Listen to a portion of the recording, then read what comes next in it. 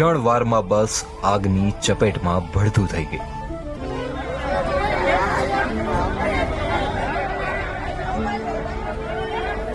બુધવારે મોડી રાત્રે ચોટીલા રાજકોટ નેશનલ હાઈવે પર સંગાણી ગામ નજીક ખાનગી લક્ઝરી બસ અને ડામર ભરેલા ટેન્કર વચ્ચે ભયાનક અકસ્માત સર્જાતા 4 લોકોના કરુણ મોત નીપજ્યા, જ્યારે 10 જેટલા મુસાફરો ઈજાગ્રસ્ત થયા છે.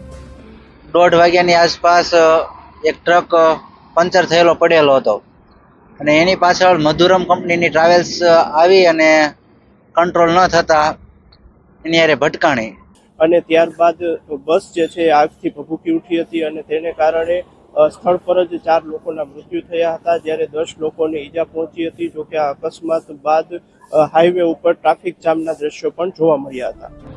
આખો વિડીયો જોવા માટે ડાઉનલોડ કરો દિવ્ય ભાસ્કર એપ.